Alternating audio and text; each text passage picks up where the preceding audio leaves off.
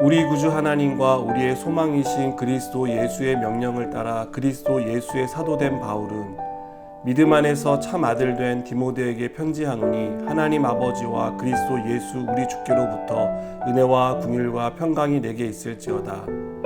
내가 마게도냐로 갈 때에 너를 권하여 에베소에 머물라 한 것은 어떤 사람들을 명하여 다른 교훈을 가르치지 말며 신하와 끝없는 족보에 몰두하지 말게 하려 함이라. 이런 것은 믿음 안에 있는 하나님의 경륜을 이름보다 도리어 변론을 내는 것이라.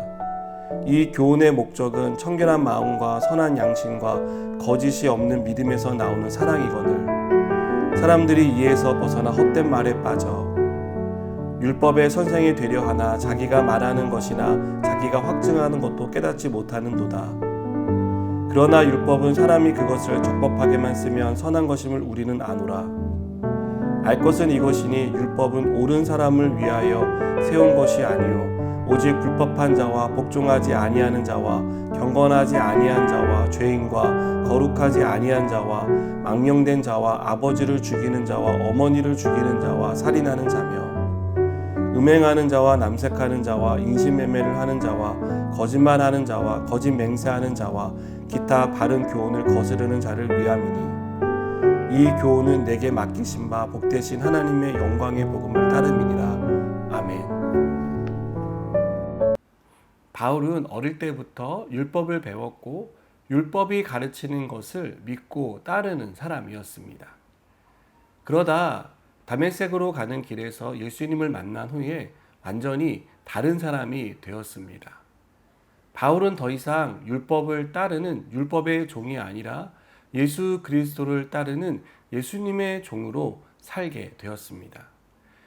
그는 어디를 가나 예수님이 하나님의 아들이심을, 예수님을 믿으면 구원을 받는다는 복음을 전하는 전도자의 삶을 살기 시작했습니다. 바울이 전한 복음은 놀라운 열매를 맺게 되었습니다. 여러 지역에서 예수님을 믿고 따르는 사람들이 나타나기 시작했습니다. 그리고 그들을 중심으로 교회가 생기기 시작했습니다. 바울은 그곳에 머물면서 짧게는 며칠, 길게는 몇 년간 교회의 성도들의 믿음을 성장시키기 위해서 그들을 가르치고 독려하는 일들을 도맡아 했습니다. 그러나 바울의 노력에도 불구하고 교회는 여러 어려운 가운데 직면하는 일들이 많았습니다. 그 중에서도 거짓 선생들이 일어나서 이들이 그동안 들었던 복음을 흔드는 다른 교훈, 거짓된 가르침을 전하기 시작했습니다. 에베소 교회에도 다른 교훈을 전하며 성도들의 믿음을 흔드는 거짓 선생들의 도전이 있었습니다. 바울은 이들의 도전으로부터 에베소 교회 성도들을 지키기 위해서 디모데를 남겨두었습니다. 디모데로 하여금 에베소 교회 성도들이 다른 교훈에 휩쓸려가지 않도록 그들이 진리 안에서 굳게 설 수 있도록 돕게 하기 위해서 자신이 아끼는 디모데를 그곳에 남겨둔 것입니다. 에베소 교회 성도들을 뒤흔든 다른 교훈은 당시 유행하던 신하와 족보에 몰두하게 하는 것이었습니다. 말씀이 아닌 헛된 신하를 믿게 만들고 우열을 따지는 족보를 믿게 만들었던 것입니다.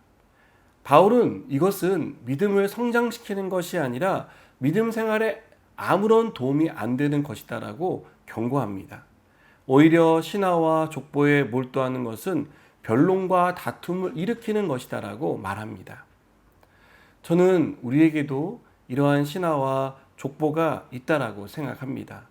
이러한 신하와 족보는 우리로 하여금 믿음 생활에 대해 회의를 느끼게 하고 우리를 믿음에서 떠나게 하는데 일조를 합니다.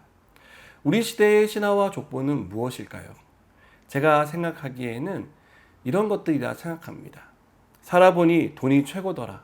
돈이 있어야 뭐든지 할 수 있더라. 라는 물질 만능주의입니다. 또 무조건 성공해야 인정받는다. 세상은 성공한 사람만 기억한다라는 성공지상주의입니다. 태어날 때 금수저로 태어난 사람은 평생을 금수저로 사는 것이고 은수저로 태어난 사람은 은수저로 사는 것이고 흙수저로 태어난 사람은 더 이상 희망도 기댈 곳도 없다라는 그런 세상의 논리입니다. 이런 것들은 우리의 믿음을 뒤흔들고 우리로 하여금 하나님에 대한 믿음과 신뢰를 저버리게 만들곤 합니다. 이런 것들은 우리가 들은 복음과는 상반된 것들입니다. 삶에 대한 의욕을 꺾습니다. 믿음으로 살아야 할 이유를 상실하게 만듭니다. 아무리 기도해도 내가 아무리 노력해도 아무것도 이루어지지 않는다는 낙심만 우리 가운데 가져다 줍니다.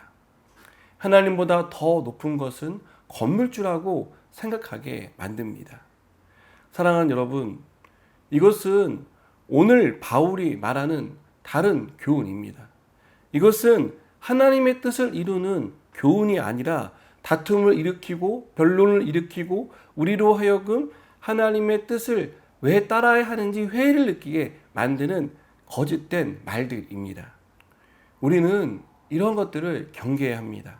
이런 생각과 가르침이 우리의 마음과 생각을 차지하지 못하도록 계속해서 몰아내야 합니다. 그리고 믿음으로 싸워 나가야 합니다. 여러분, 복음은 우리에게 물질 만능주의나 성공지상주의, 그리고 우리가 사람들에게 흔히 듣는 실패와 좌절에 대한 이야기가 진리라고 말하지 않습니다. 그것은 거짓된 가르침이고 하나님의 뜻과는 전혀 상관없는 것들이라고 우리에게 말하고 있습니다. 복음은 우리에게 영생이 있다고 말씀합니다. 복음은 우리가 천지를 지으신 하나님의 자녀라고 말합니다. 세상의 성공과 실패가 우리의 인생을 결정하는 것이 아니라 하나님이 우리의 인생을 결정하신다라고 말하고 있습니다. 우리 아버지 되신 하나님이 우리를 낙심한 자리에서 다시 일으켜 주실 것이고 회복시켜 주실 수 있다라고 말하고 있습니다. 무엇보다 하나님이 우리를 향한 놀라운 계획을 가지고 있다라고 우리에게 끊임없이 말씀하고 있습니다. 사랑하는 여러분, 우리를 끝없는 나락으로 떨어뜨리는 신화와 족보에 휩쓸려 가지 마시기 바랍니다.